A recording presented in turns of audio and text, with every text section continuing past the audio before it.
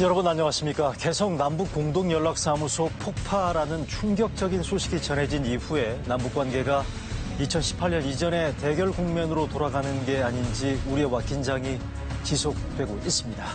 이루어진단 라이브 오늘은 마치 칼날 위에 서 있는 듯한 위기의 남북관계를 긴급 점검해보는 시간을 갖겠습니다. 북한의 진짜 의도와 예고했던 도발의 현실과 가능성, 그리고 현재의 긴장 국면이 어디까지 갈지 등을 전문가 세 분과 함께 얘기 나눠보겠습니다. 먼저 최근에 남북 사이에 벌어진 일련의 사태를 정리한 영상부터 보시고 대담 시작하겠습니다.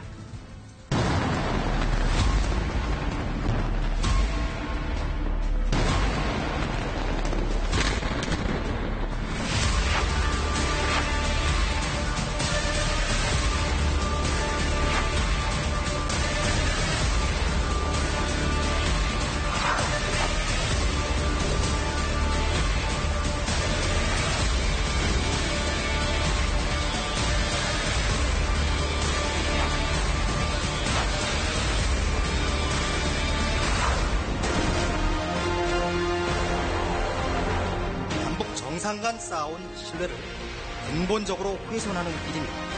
북측에 이러한 사리 분별 못하는 언행을 우리로서는 더 이상 감내하지 않을 것임을 분명히 경고합니다.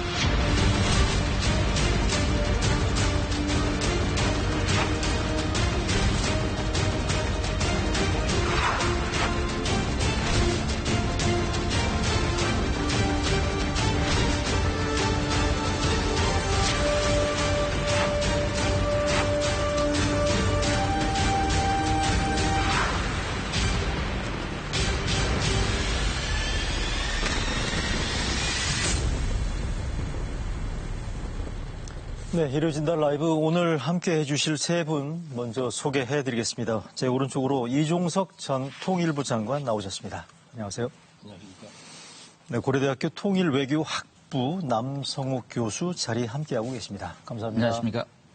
네, KBS 보도본부의 통일외교 전문 기자입니다. 이효용 기자 나와주셨습니다. 감사합니다. 안녕하세요. 네, 휴일인데 오늘 세 분 나와주셔서 다시 한번 감사드리고요. 자, 본격적인 얘기를 좀 들어가 볼까 하는데, 김여정 제1부부장의 담화가 지난 4일이었고, 이후에 이번 주 화요일 개성 남북 공동연락사무소 폭파된 이후에 다음날 우리 정부의 대북 경고가 있었죠. 이후에 지금 오늘이 일요일이니까 닷새째 북한 측에서 아직 공식 담화 같은 게 안 나오고 있습니다. 현재 상황을 우리 이종석 장관께서는 어떻게 보고 계시는지. 예, 일단 북한에서 예고한 것이 2018년에 네. 맺은 남북 기본합의서, 남북 군사합의서에 나와 있는 거기에 따라서 이제 비무장지대 GP 철수한 거 있지 않습니까? 또 병력도 일부 철수하고 이런 것들을 포함해서 군사훈련을 하지 않는 거, 이걸 재개하겠다고 하지 않았습니까? 그렇죠.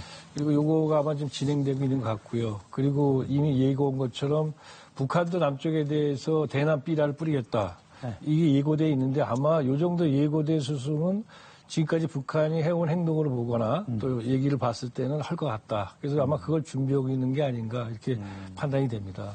예고한 도발 시나리오를 지금 준비하고 있는 상황이라고 이종석 전 장관께서 설명해 주셨는데, 남 교수께서는 어떻게 지금 현재 상황을 판단하고 저는 계십니까? 걸리는 단어가 하나 있는데 서울 불바다론이 또 북한 매체에 등장을 했습니다.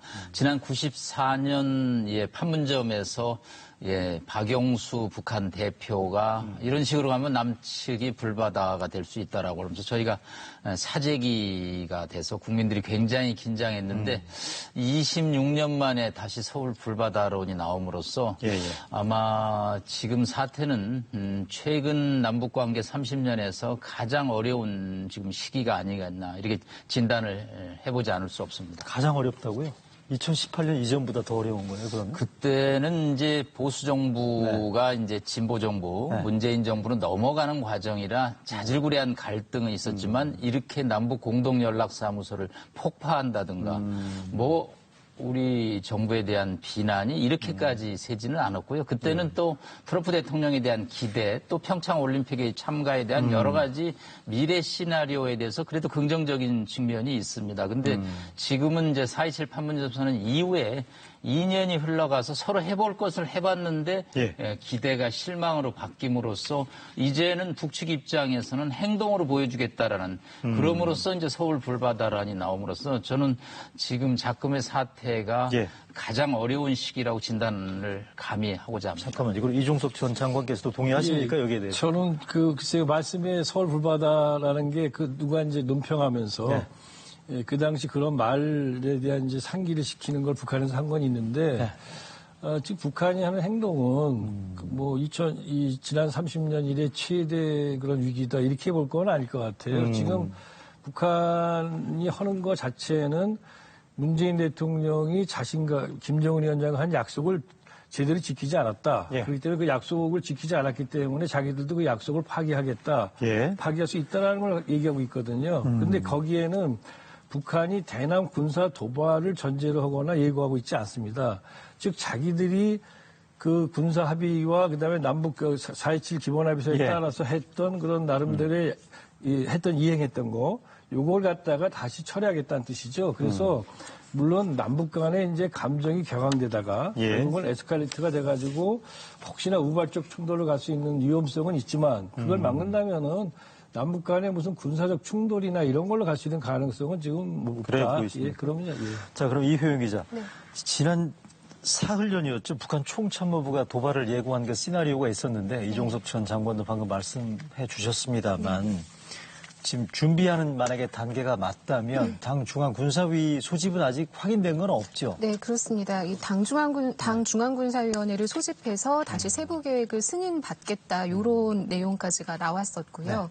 그 이후에 중앙군사위원회가 열렸다는 소식은 아직은 아직 없습니다. 없죠. 네. 만약에 어제 열렸으면 오늘 아침에 보통 새벽 6시쯤에 조선중앙통신을 통해서 보도가 됩니다. 아직까지 기사 안 들어와 있죠? 네, 아직까지 안 들었습니다. 알겠습니다.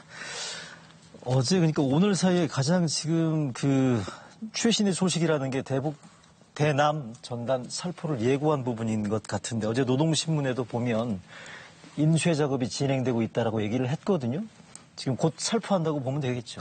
그거는 아마 이제 일단은 북서풍이 불어야 되지 않습니까? 네. 그리고 살포는 아마 분명히 할 것 같습니다. 그렇지만 그 시기에 대해서는 어떤 방법이 될지 모르지만 또 일기 상황이 있기 때문에 정확하게 예측하기 어려울 것 같고요. 네. 그렇지만 분명하게 할 것 같다. 왜냐하면 북한이 지금 이 전단지 문제 가지고 이른바 북한 주민들한테 대내적인 캠페인을 했습니다. 그러다 보니까 북한 주민들이 이 문제에 대해서 나름대로 이제 관심을 나름대로 이제 이 정도면 우리도 분풀이 했다라고 할 정도의 어떤 행동을 해야 되는데 북한에서는 그 분풀이를 갖다가 대남 전단을 자기들도 살포하는 거 요걸로서 이제 마지막 단계로 좀 보고 있는 것 같습니다. 그러다 보니까 하긴 하는데 정확하게 지금 날짜는 우리가 여러 가지 기상 상태까지 포함해서 봐야 될 것 같습니다. 근데 어제 보니까 통일부가 전단 살포 계획 즉각 중단을 요구했단 말이죠. 북한이 뭐 당연히 응하지는 않겠죠. 지금 이제 그에 대한 반응이 오늘 새벽에 나왔는데요. 나왔어요. 예, 네. 이제 어제 통일부가 즉각 강한 유감을 표명하고 중단하라고 촉구를 했거든요. 오늘 한 6시 조금 넘은 시간에 이제 관영 매체들을 통해서 보도된 것을 보면 통전부 대변인 담화가 나왔습니다. 다 깨진 남북 관계에 이 대남 삐라 살포의 변경은 없다. 합의나 원칙에 구속되지 않을 것이다. 뭐 이렇게 얘기를 하면서 삐라를 살포하겠다. 우리는 전단이라고 순화해서 사용을 합니다만 북한에서는 대남 삐라 살포 계획의 변경이 없다. 이렇게 다시 밝힌 상태입니다. 가장 최근에 들어온 소식이네요. 이게 오늘 자, 새벽 남 교수님 그러면 이 북한의 대남 전단 살포와 관련된 우려의 가장 큰 축이라는 게 결국 우발적인 군사 충돌 가능성 아니겠어요? 접경 지역으로 내려와서 살포를 하는 경우에 우리 군과 북한 군 사이의 우발적인 충돌 가능성 얼마나 있다고 보십니까? 가능성이 저는 크게 높게 보지는 않습니다. 사실은 6월 4일 날 김여정 부부장이 이제 전단을 가지고 문제 제기를 했는데 저는 전단에 정말 관심이 있는 줄 알았어요. 그런데 공동연락사무소를 폭파하는 걸 보고 전단은 단초구나. 문제 제기하는 하나의 소재구나. 일단 폭발하는 영상을 통해서 충격을 주는다면 정부 여당이 지금 강력하게 추진해서 전단 살포 금지법까지 만들고 접경 지역 도들에서 강력하게 이걸 차단하는 정도의 정부가 대책을 나오는 거는 정말 4시간 만에 신속한 호응인데 북한이 정말 전단을 막는 데 관심이 있었다면 이 정도에서 멈추고 공동연락사무소 170억 원의 예산이 들어간 건물을 폭파시키고 옆에 지원센터에 외벽이 날아가는 그런 폭파 만행은 하지 말았어야 된다.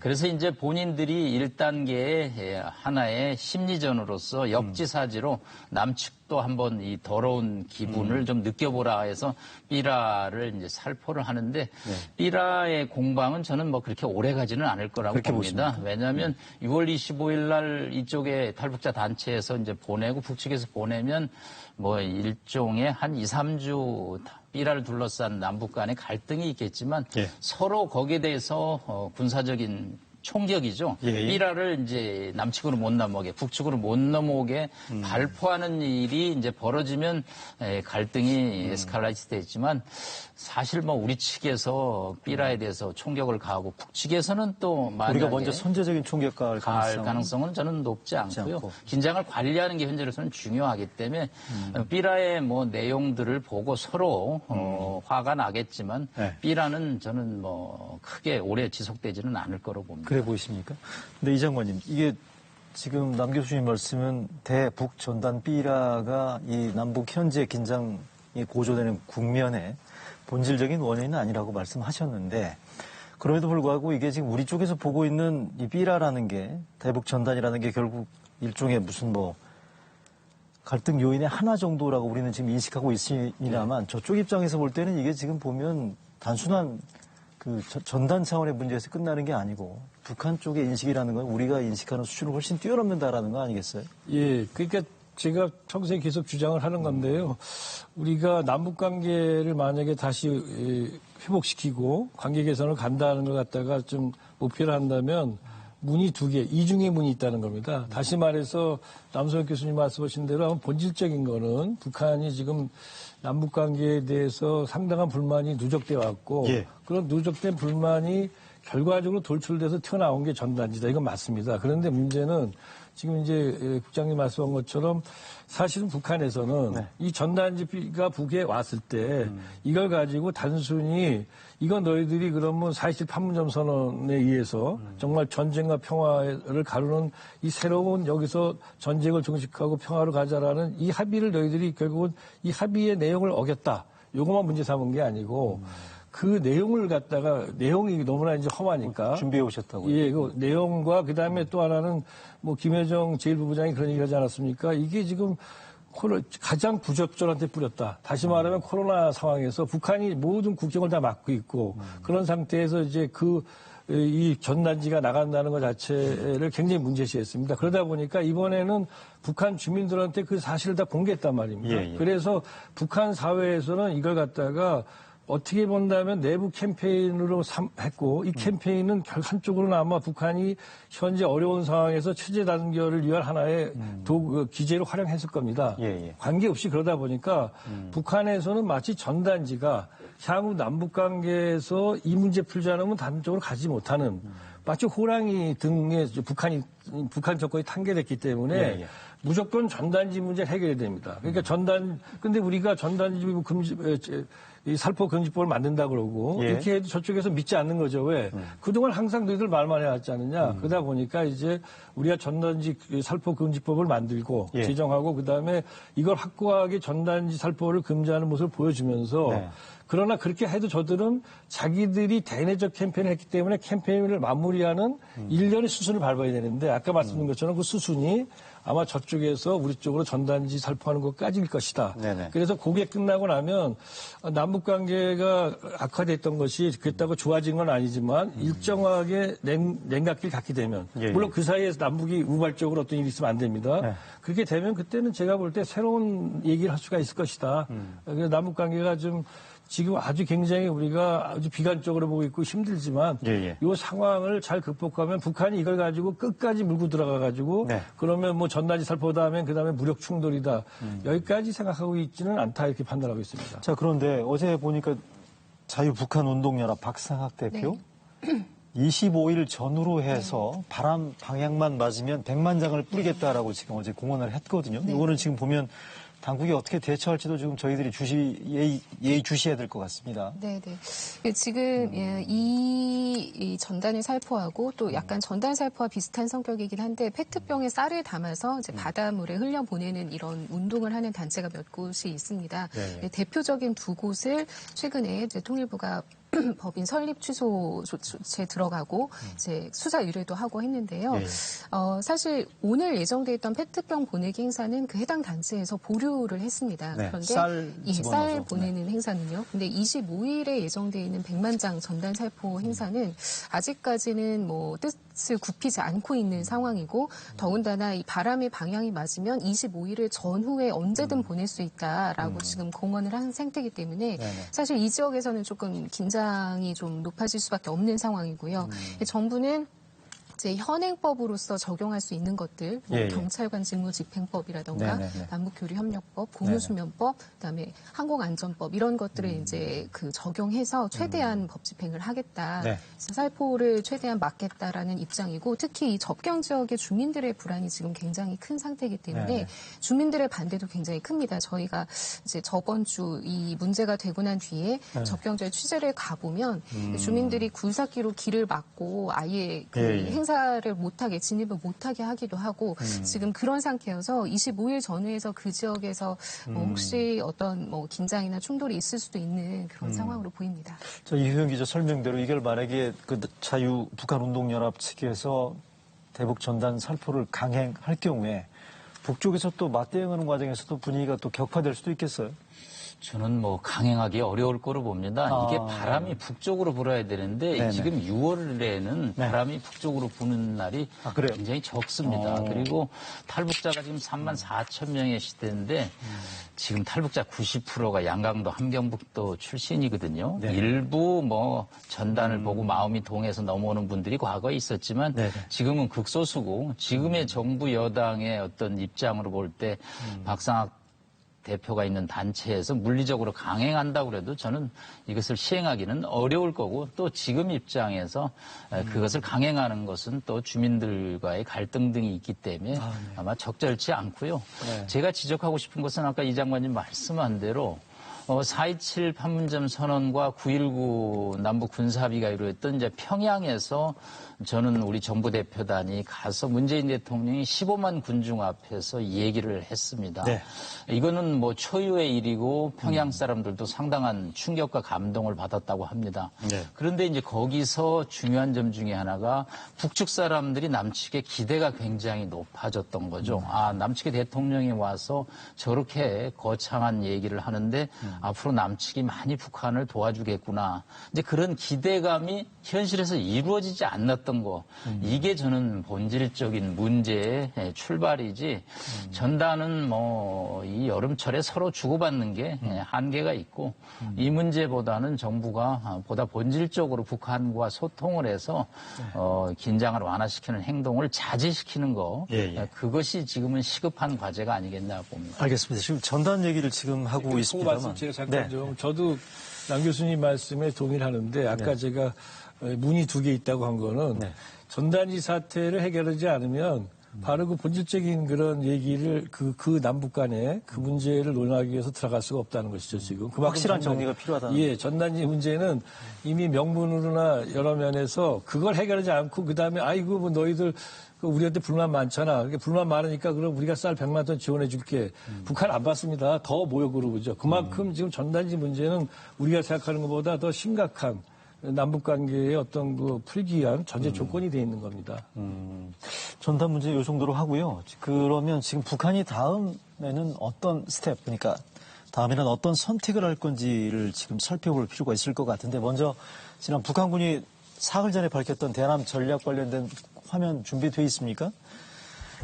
자, 금강산 개성지구에 대한 군부대 배치, DMZ 초소 재진출, 전선 포병 증강, 접경지 군사훈련 재개, 그리고 지금 방금 우리가 언급해드렸던 대남 전단 살포 부분들이 있는데 일단 저기 지금 보신 것처럼 개성공단 금강산 관광시설에 대한 도발 가능성인데 남 교수님 어떻게 보십니까? 이게 실제로 금강산 관광시설 같은 경우에 손을 댈 것 같습니까? 개성. 예, 6월 17일 날 총참모부가 4대 군사행동 중에 두 가지가 이제 이 경제협력의 상징이었던 개성공단과 금강산인데 금강산에 관해서는 작년도에 김정은 위원장이 너절한 시설을 철거하라는 발언이 있었기 때문에 이 개성과 마찬가지로 금강산에서도 일부 시설에 대한 철거가 있지 않을까. 왜냐하면 군부대가 결국은 개성공업지대하고 금강산에 들어왔을 때 주둔을 해야 되는데 이게 과거의 군 주둔지들이었기 때문에 아마 상징적인 측면에서 금강산에서 어떤 형태로든지 간에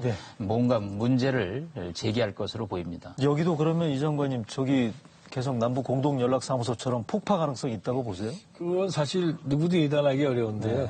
이제 저쪽에서 북한에서 개성 남북 공동 연락사무소를 폭파하면서 그 다음날 나온 그 보도에 자기들이 폭파한 이유를 쭉 설명하면서 마지막에 이제 향후의 행동에 대해서 이렇게 얘기를 했습니다. 아직 지금과 같은 예민한 국면에서 자기들의 이 행동에 대해서 남쪽 당국이 어떻게 처신하고 처사하느냐가 자기들의 앞으로의 행동과 일정에 영향을 미친다라고 이렇게 돼 있어서 아마 지금 남 교수님 말씀하신 가능성에 대해서는 배제할 수 없고 다만 그것이 정말 실행될지 여부도 누구도 장담할 수 없지만 상당히 산업판 걷는 그리고 또 말씀 이미 하신 것처럼 이미 북한에선 그걸 남쪽 철거해 가라. 그래서 철거하라고 통보를 했는데 코로나 상황이 발생하면서 이제 그게 다 지금 연기돼 있는 상태거든요. 그러다 보니까 여전히 가능성은 있습니다. 그건 아마 남북 관계가 우리가 어떻게 북한에 반응하느냐 이런 것들을 보고 판단하지 않을까 싶습니다. 그렇습니까? 자, 그런데 연락사무소도 그랬습니다만 개성공단이나 금강산 관광시설 같은 경우는 명백히 우리 자산이잖아요. 우리 재산이잖아요. 근데 통일부가 사흘 전이었나요? 물적 피해에 대해서 응분의 책임을 묻겠다라고 얘기했는데 이거 가능할 것 같습니까? 어떻습니까? 이제 응분의 책임을 묻겠다라고 좀 단호한 입장을 밝히기는 했는데요. 사실 우리 자산이기 때문에 뭐 손해배상을 요구할 수 있다라고 생각이 되는데 이게 좀 국제법적으로 좀 복잡한 그런 사안들이 좀 있습니다. 그래서 일단 국가 대 국가의 관계를 볼 것이냐, 그러니까 국제법이 적용 가능한 대상이냐라는 논쟁부터 시작을 해서요.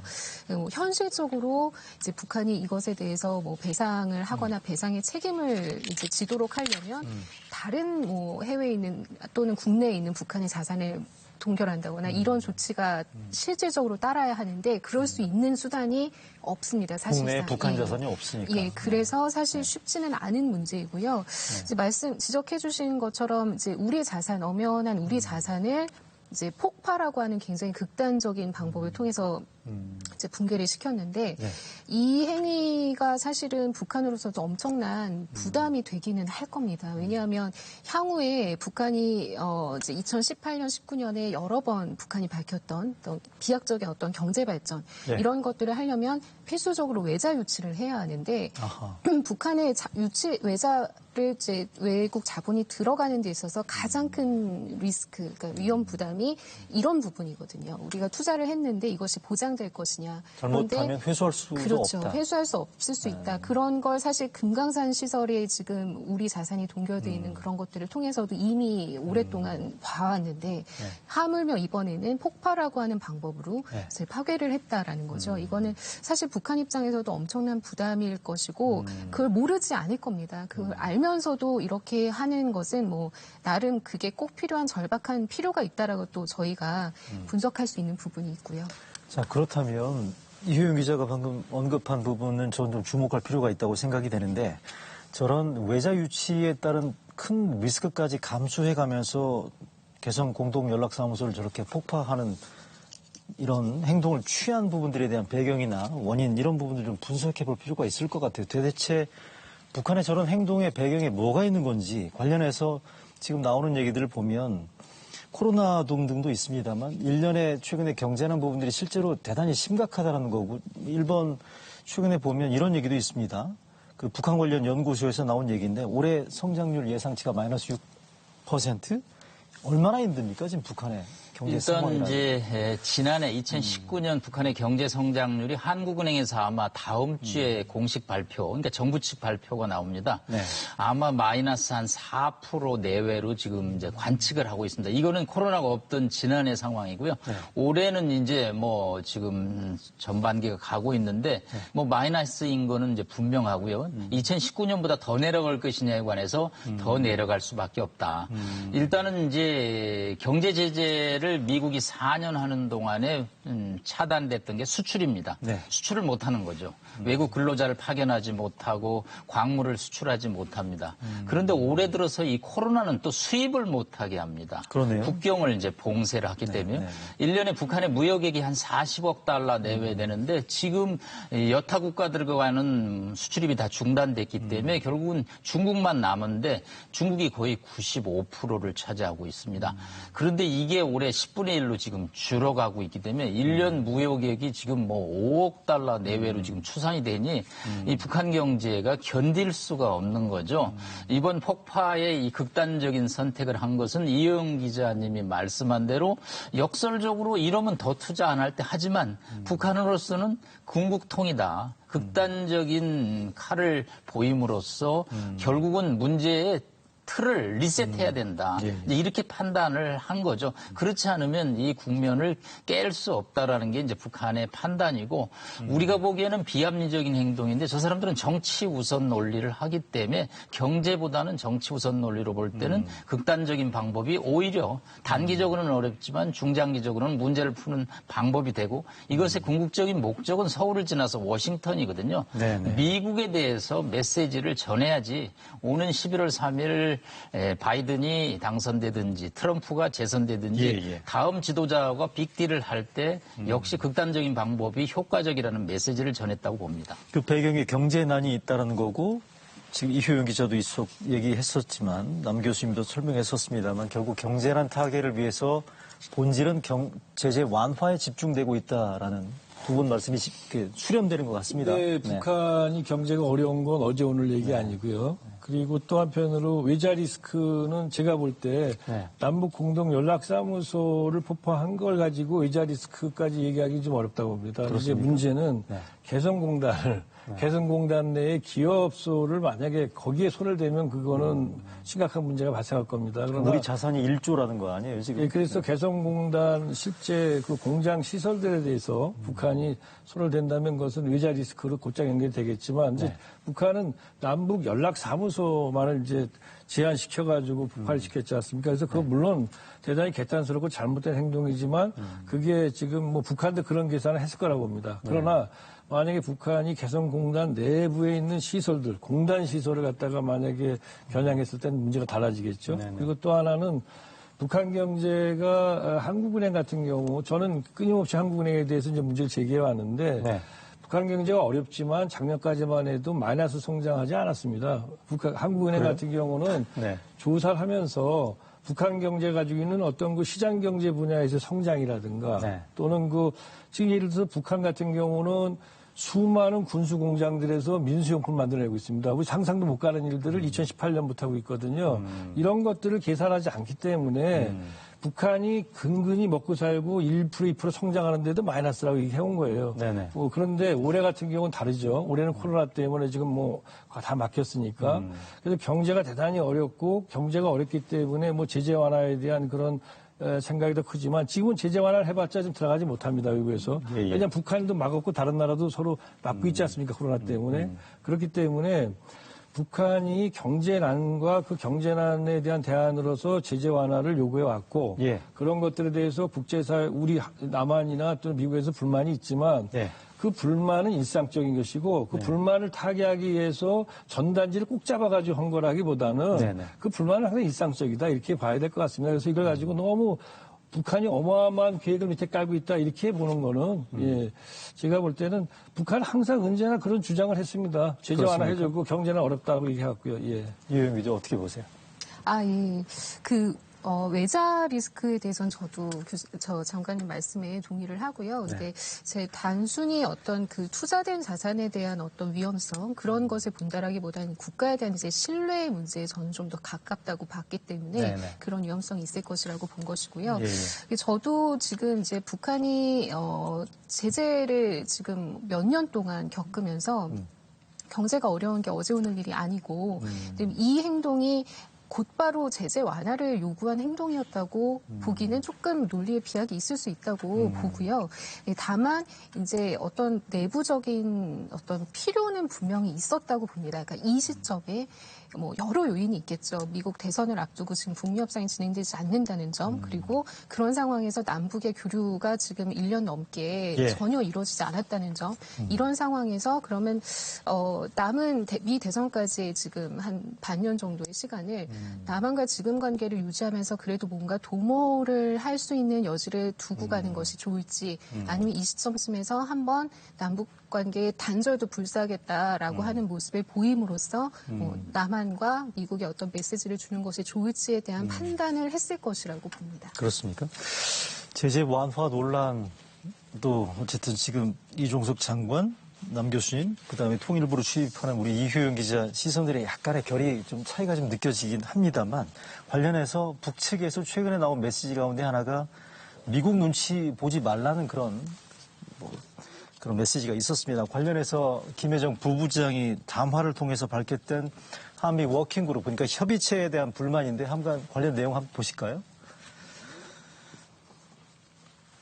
합의문에 잉크 마르기도 전에 미국이 요구하는 한미 실무그룹을 받아들이고 남북관계의 모든 문제를 백악관에 바쳐온 것이 오늘의 참혹한 후과로 되돌아왔다라는, 최근에 이게 지금 한미 워킹그룹에 대한 논란들이 꽤 벌어지고 있어요. 이게 지금 공과 내지는 선기능, 후기능 뭐 이런 부분들에 대한 평가가 지금 엇갈리고 있긴 합니다만, 이종석 장관님, 최근에 이런 얘기들이 나옵니다. 지금 한미 워킹그룹의 논란 가운데 초점 가운데 하나가 워킹그룹이 결국 남북관계의 선순환을 막고 있다라는 그런 논란 부분들인 것 같은데, 이거 어떻게 생각하십니까? 정치권 등에서 나오는 얘기입니다만, 외교부한테 맡기고 통일부는 워킹그룹에서 빠져야 된다는 얘기 나옵니다만 어떻습니까?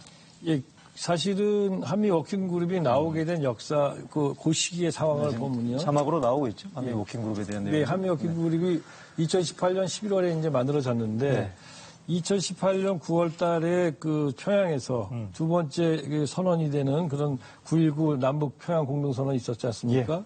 그리고 남북 관계가 북한 핵 문제조차도 그 당시 김정은 위원장이 문재인 대통령한테 만약에 미국이 상응 조치를 하면은 영변 핵시설 우리 다 포기하겠다. 그러면서 동창리에 있는 엔진 시험장도 우리는 사찰받으면서 포기하겠다고 얘기를 했어요. 뭐 이런 식으로 남북관계에서 뭔가 많은 것들이 이루어진다고 생각되면서 미국이 약간 지금 이제 경계심을 가진 것 같습니다. 이거 말이야, 이거 저희들끼리 가는 거 아니야, 남북이? 네. 그러면서 사실은 문제가 제기됐고, 이런 문제 속에서 한미가 북한 비핵화 협상 문제와 관련해가지고 긴밀히 협의하기 위해서 한미 워킹그룹을 만든다는 명분들을 만들었어요. 만들었지만 결과적으로는 강대국과 약소국 간의 그런 워킹그룹이 갖는 특징이 뭐냐면, 강대국의 목적이 굉장히 많이 투사될 수밖에 없는 건데, 실제로 우리가 지금까지 해온 걸 보면은 뭐 이도훈 우리 평화교섭본부장, 그 사람은 사실은 외교부 관리로서 핵 문제를 담당하는 사람입니다. 그다음에 비건 미국의 대표도 마찬가지고. 그러나 그분들이 만나가지고 북한 핵 문제와 관련해가지고 굉장히 중요한 진전된 내용을 합의했다든가 협의했다는 얘기 들어보신 적 없을 겁니다. 거의 대부분이 남북 관계에서 뭐가 된다 안 된다는 얘기만 해왔단 말이죠. 그러다 보니까 결과적으로는 결국 한미 워킹그룹이 남북 관계의 발전을 규제하는 쪽으로 갔다고 보는 것이고요. 저런 그 김여정 제1부부장의 주장이 중요한 것이 아니라, 이런 얘기는 벌써 2008년 11월 그때부터 국내에서 끊임없이 주장을 해왔습니다. 이거 위험하다. 그래서 통일부가 남북 관계에 대한 걸 판단하고 결정하고, 그리고 미국이 거기에 대해서 문제를 제기할 수는 있지만 아예 처음부터 미국한테 가서 승낙받으면 안 된다는 거죠. 그런 점에서 지금이라도 이거는 이 구조는 고쳐줘야 되고 당연히 통일부가 뭐 한미 워킹그룹에 들어가서 하는 거는 적절하지 않다고 생각합니다. 그러니까 지금 얘기가 북한 개성공동연락사무소 폭파 같은 충격적인 지금 모멘텀이 있었습니다만, 남북관계가 2018년 이후에 진행돼 왔던 현재 흐름과는 분명히 이탈하는 거는 사실이다 이거죠. 그렇다면 지금 북한 문제를 다루는 데 있어서 기존의 틀, 그러니까 한미 워킹그룹의 틀에서 이 문제를 다루는 부분들에 대한 어떤 재검토가 필요하다는 부분들에 대해서는 어떻게 큰 이견은 없어 보이는데 어떻습니까? 저는 양면이 있다고 봅니다. 2018년 11월에 나온 한미 워킹그룹의 세 가지 문제를 다룬다. 그래서 비핵화, 대북제재, 남북협력 세 가지죠. 그러니까 지금 이종가원님 말씀한 대로 비핵화, 대북제재 문제에 관해서는 이제 뭔가 미국의 좀 입장, 그다음에 남북협력은 이제 우리의 입장이 반영되는 거죠. 그렇죠. 그런데 이제 이 취지가 이 장관님 말씀한 대로 미국의 남북협력이 비핵화의 속도를 추월하는 그런 것을 이제 염려하는 측면이 분명히 있다고 봅니다. 그러나 한편으로 이게 이제 지난해 국회에서 논의됐던 패스트 트랙이라고 저는 봅니다.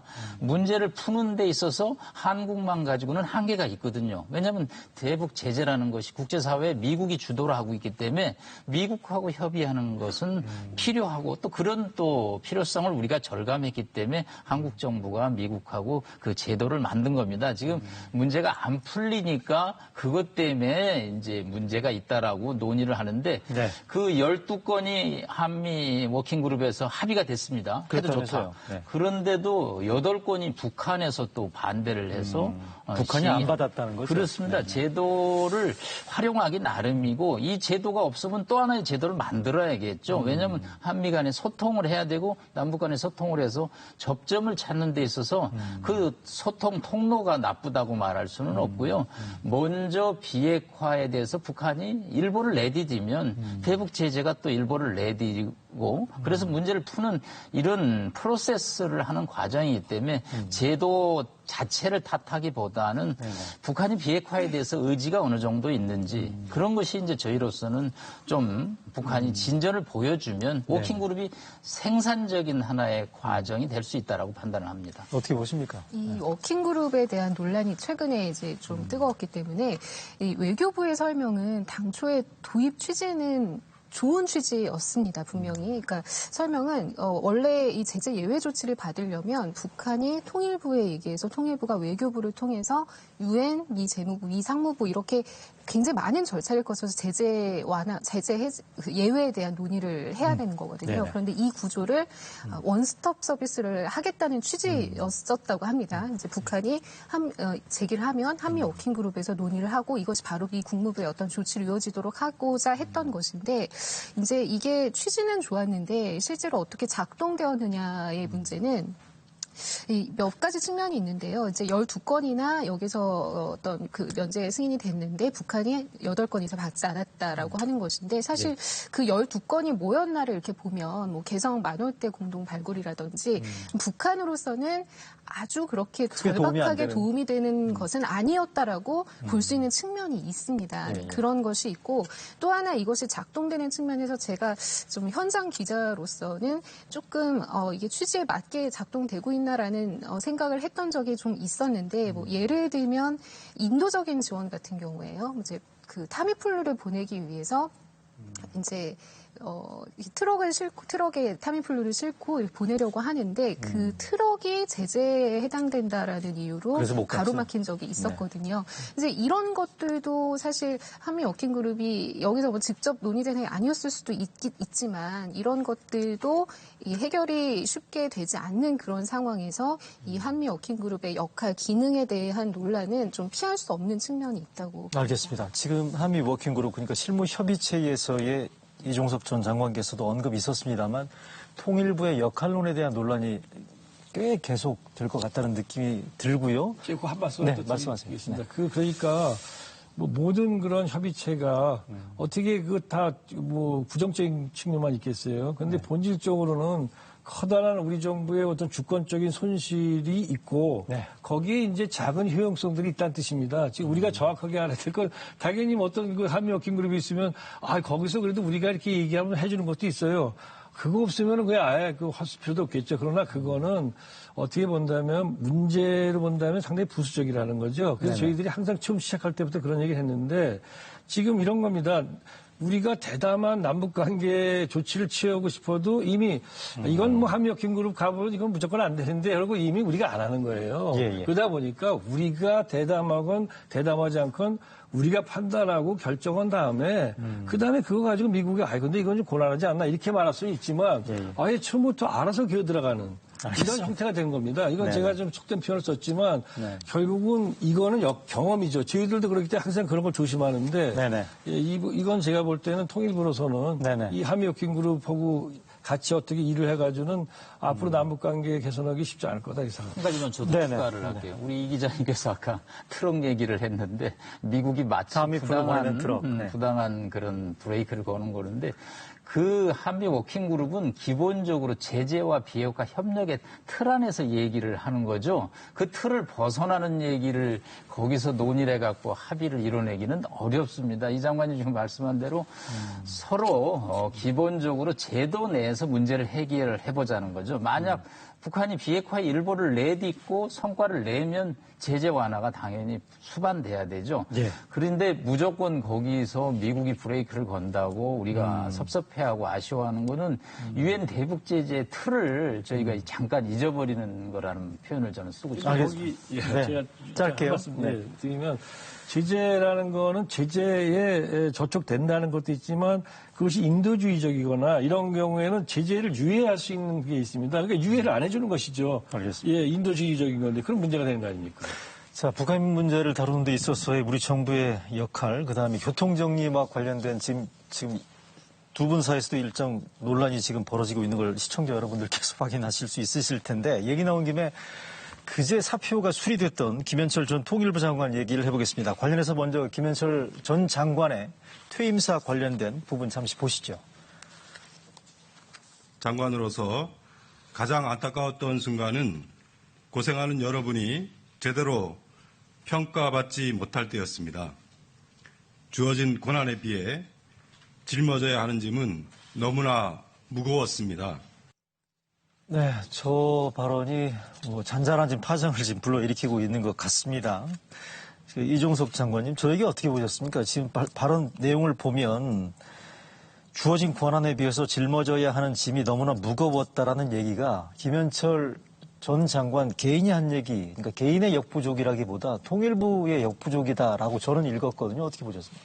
예, 글쎄요. 저도 안타깝습니다. 그런데 아마 저 말을 제가 아직 본인한테 확인을 못했습니다만은 어떻게 보면은 대북 정책과 관련해서 대북 정책을 오로지 통일부 혼자 맡고 있는 것이 아니고 이제 여러 기관들 그다음에 협의체들이 있을 텐데 이렇게 나눠져 있는 몫이 있고 그 속에서 통일부가 움직일 수 있는 운신의 폭이 크지 않았는데 오롯이 그 여론이 볼 때는 이제 이거는 통일부가 잘못했다 이렇게 되는 거에 대한 부담 같은 걸 말하지 않았을까 그렇게 추측이 됩니다. 그렇게 보세요? 남 교수님께서는 그 김현철 전 장관의 사퇴와 사표 수리 일련의 과정에 대해서 어떤 그 소회를 갖고 계신지. 1년 2개월 만에 이제 다시 학교로 돌아가기 때문에 만감이 교차하겠죠. 사실은 김현철 장관은 이제 집권 문재인 정부 출범 초기 멤버가 아니죠. 초기에 대북 정책의 그림은 사실은 정의용 국가안보실장과 서훈 국정원장이 그림을 그렸죠. 본인이 이제 2기의 장관으로 들어와서 추진을 하다 보니까 이 구조라는 틀이라는 데서 운신의 폭이 굉장히 작을 수밖에 없겠죠. 그러다 보니까 이제 여의도 정치권에서는 뭔가 누가 정부 측에서 책임을 져야 되지 않냐고 할 때 청와대부나 국정원보다는 통일부가 사실은 좀 만만해 보일 수도 있죠. 거기에 대해서 문제 제기를 했는데 저는 김 장관의 발언에 공감을 하고요. 보다 본질적인 것은 청와대와 국정원이 이 사태에 대해서 저는 어느 정도 가닥을 잡고 대책을 수립해야 된다. 사실 이번에 이제 사건 터진 날 특사를 보내겠다고 그래서 바로 두 분이 거명이 됐는데 김여정 부부장이 이를 공개하는 또 비상식적인 행태를 했는데 거기서도 문제의 핵심은 두 사람이라고 북한도 보고 있는 거죠. 그렇기 때문에 뭐 김 장관은 이제 이번 본인의 사태를 통해서 이렇게 회복의 계기가 된다라는 뭐 공직자로서의 원칙을 말씀을 했지만 조금 뭐 아쉬운 점이 저는 있다고 봅니다. 여튼 하여간 통일부의 위상이나 기능과 관련돼서 이번에 그 국민들도 아마 되돌아본 아마 계기가 되지 않나 이런 생각이 드는데 말이죠. 지난주에 이 자리에 나왔던 정세현 전 장관이 이런 얘기를 했습니다. 현재 정부에 보면 지북파, 그러니까 북한을 아는 사람들이 현재 정부에 거의 없다라는 부분들이 지금 남북관계가 꼬이게 된 여러 원인들 가운데 하나라는 거고, 지금 보면 정의용 안보실장이랄지 뭐 강경호 외교장관, 그다음에 김유근 안보실 1차장, 김현종 2차장 보면 흔히 얘기하는 북한을 아는 사람이 별로 없다라는 이런 거에 대한 팩트는 맞는 것 같긴 한데, 이효영 기자가 보시기에 북한을 아는 사람들이 청와대나 뭐 이런 쪽에 안보실 이런 쪽으로 지금 들어가야 된다는 필요성에 대해서 공감하십니까? 어떻습니까? 그런 말씀을 하시는 뭐 정세현 전 장관님을 비롯해서 얘기를 저도 많이 들었는데요.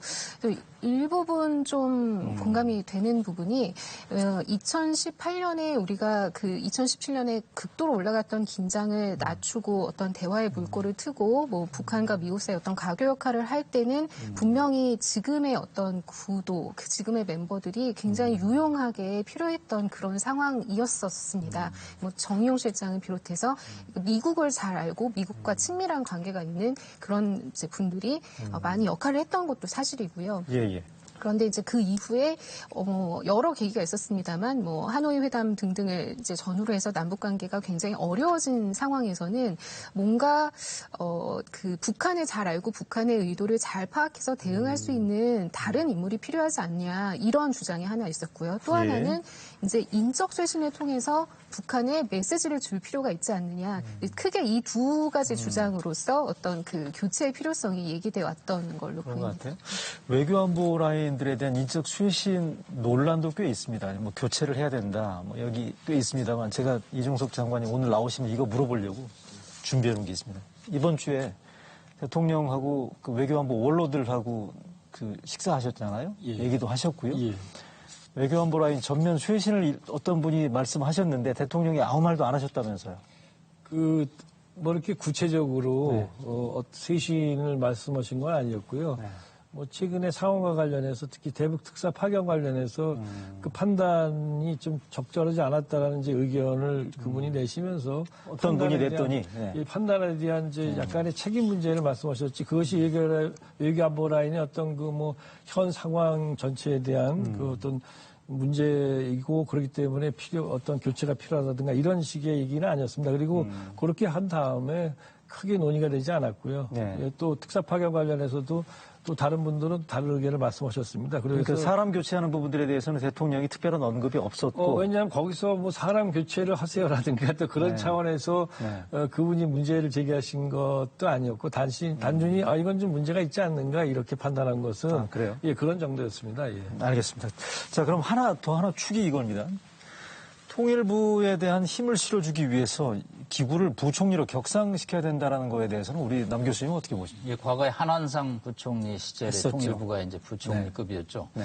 그런데 저는 지금 기구 격상이 문제 해결의 그게 뭐 본질이 하나의 아니다. 본질이 될 수 있겠느냐.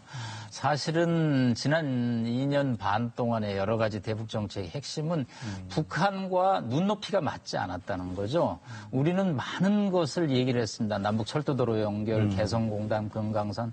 그런데 국제사회의 환경이 맞지 않았던 거죠. 이거는 어느 개인이 들어가서 문제를 풀기는 참 어려운 상황이라고 봅니다.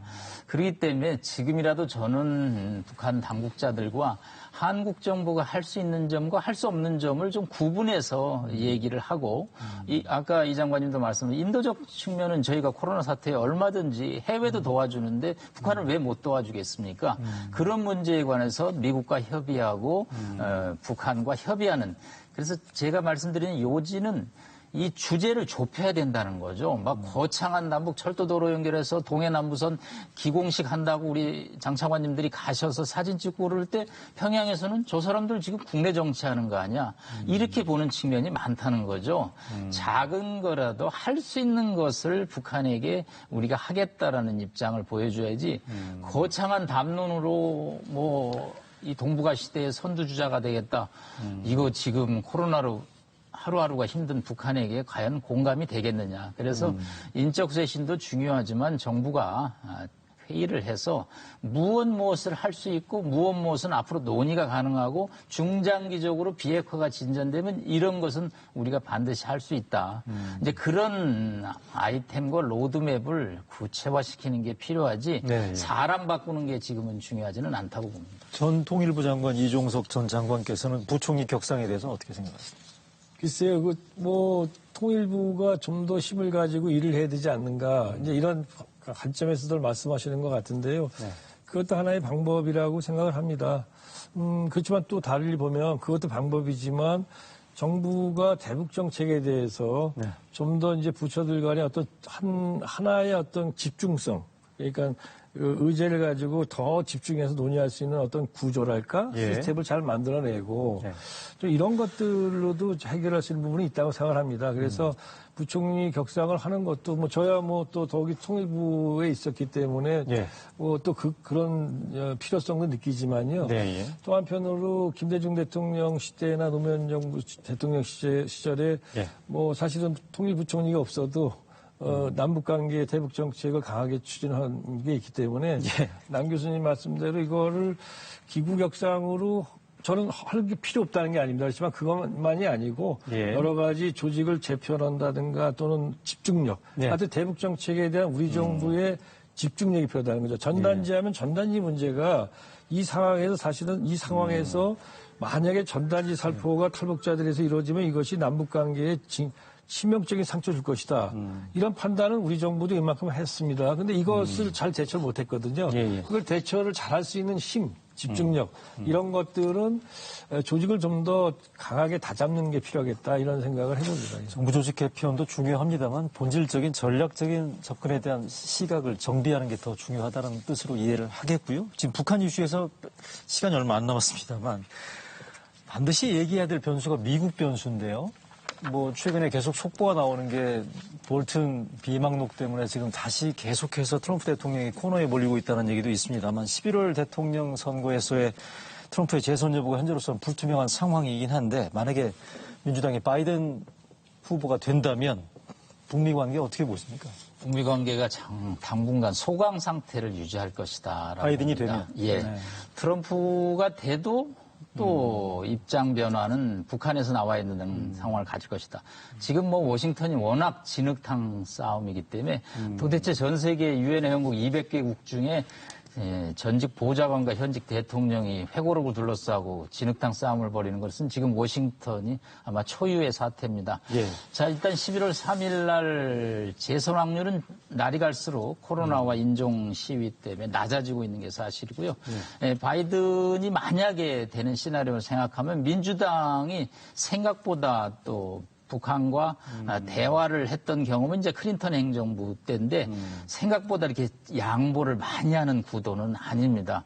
오히려 트럼프라는 개인주의 성향이 굉장히 강했던 그 사람은 정말 재선을 위해서라면 지옥이라도 갈 사람인데 그래서 사실은 3차례 정상회담이 이루어졌는데 바이든 입장에서 정상회담 시나리오는 아마 1년 안에 나오기는 어렵고 그렇게 되면 결국은 평양에서 지금 여러 가지 시나리오 중에 하나가 함경남도 심포에서 SLBM 잠수함에서 미사일을 쏘아올리는 무력 시나리오를 과시함으로써 미국을 이제 끌어내는 걸로 보신다. 복잡한 이제 양상이 벌어지기 때문에 미국 대선도 중요한 하나의 이슈라고 봅니다. 이 장관님, 만약에 트럼프의 재선이 가능성이 낮은지 여부를 떠나서 만약에 재선된다면 2018년, 19년도에 과감한 대북 접근이 재현될 수 있다고 보세요? 글쎄요, 장담하기는 어렵지만 저는 우리가 트럼프 대통령의 나름대로 개인적인 결단이나 이런 거를 높이 사서 그걸 가지고 뭔가 북미 관계가 개선되고 북핵 문제 해결을 우리가 희망했는데 저는 그게 너무 좀 저 자신도 잘못된 그런 기대였다고 생각을 해요. 왜냐하면 트럼프 대통령이 이른바 장사 속에서 그런 걸 하고 있지 자기 철학이나 아니면 자기의 정책을 바칠 만한 조직을 갖고 있지 않기 때문에 저는 트럼프 대통령의 재선이 된다면 한반도에서 정말 새로운 균이 일어날지 오히려 좀 비관적인 편이고요. 비관적으로 오히려 보시고요. 바이든이 됐을 때는 네. 미국 공화당과 민주당을 경험을 해보면 역사적으로 공화당은 동맹에 대해서 약간 일방주의적인 측면이 있습니다. 지금도 우리가 보지 않습니까? 그런데 민주당은 동맹의 의견을 좀 어느 정도 수용하는 또 얘기를 듣습니다. 네네. 그러다 보니까 한국 정부가 민주당의 귀를 잡을 수 있는 그런 기회가 있기 때문에 오히려 물론 민주당도 북한에 대해서는 굉장히 적대적입니다. 그렇지만 한국 정부가 뭔가 말할 수 있는 공간이 생긴다는 면에서 오히려 기회가 있을 수 있다. 이건 뭐 순수 학자적 분석입니다만은 그래서 예. 오히려 민주당 자체가 바이든 자체가 움직이는 게 아니라 한국 정부가 좀 설득할 수 있지 않을까 이런 생각을 해봅니다. 알겠습니다. 저희 마지막으로 세 분께 제가 공통으로 질문을 드려보겠습니다. 개성 공동연락사무소 폭파 이후에 지금 긴장 국면이 계속되고 있지 않습니까? 이 현재 지금 어려운 상황이 앞으로 얼마나 더 지속될 건지 먼저 남 교수님. 1단계가 아직 안 끝났다고 봅니다. 북한에서 예고한 아마 전단이 1단계가 될 것 같은데 2단계는 이제 무력 군사력에 일단 GP의 남북 군사 합의를 무력화시키는 이제 병력들이 들어오고 중화기를 배치하고요. 요게 아마 1단계가 이제 거의 마무리될 때 시작이 될 것 같고요. 결국 걱정하는 것은 이제 미국 대선을 앞두고 먼저 말씀드린 SLBM이라든가 ICBM이라든가 지금 조총련 산하의 단체에서 SLBM설을 흘리고 있습니다. 그러네요. 이렇게 되면 그 소스가 조총련 쪽입니까? 조총련의 학자들이 이제 아마 북한 측에서 방해하는데 저는 평양이 미국을 좀 더 공부를 해야 된다고 생각합니다. 물론 우리를 잊지 말라는 메시지로 무력 도발을 하는 측면은 이해는 하지만 그렇다고 무력 도발이 문제 해결을 가져오지는 못한다. 만약에 북한이 먼저 무력 도발하면 한미 연합훈련 8월에 시행할 수밖에 없거든요. 이거 평양이 달려 있습니다. 그렇게 되면 정말 11월 3일까지 아니 올해 하반기는 뭐 남북 관계가 흑역사로 다시 돌아갈 수밖에 없기 때문에 평양이 좀 더 냉정하고 이성을 찾아야 된다고 봅니다. 자, 이효영 기자, 통일 외교안보 전문 기자시니까 여러 소스 채널들로부터 아마 정보를 보고 들을 것 같긴 한데 단기간 해결 가능성 낮게 보시죠? 네, 단기간 해결 가능성은 뭐 제가 여러 분께 여쭤봤습니다만 뭐 그렇게 전망하시면 거의 없었고요. 일단 적어도 미 대선 전까지는 지금의 구도를 끌고 갈 수밖에 없을 것이다. 근데 그 중요한 이유 중에 하나가 아까 장관님께서 말씀하셨듯이 이게 북한의 국내적인 캠페인으로 지금 가고 있거든요. 그러면 국내에서 그런 여론을 일으키고 주민들의 어떤 뭐 분노, 규탄 이런 것들을 지금 계속 끌어오고 있는 조직하고 있는 그런 입장에서는 이걸 쉽게 끝낼 수는 아마 없을 거라는 생각이 듭니다. 알겠습니다. 마지막으로 우리 이종석 장관님, 앞으로 이게 어느 정도 접점 내지는 전망하고 계시는 건지. 북한이 가지고 있는 계획은 아마 제가 볼 때 전단지 문제를 아주 오래 끌 생각을 하지는 않을 것 같습니다.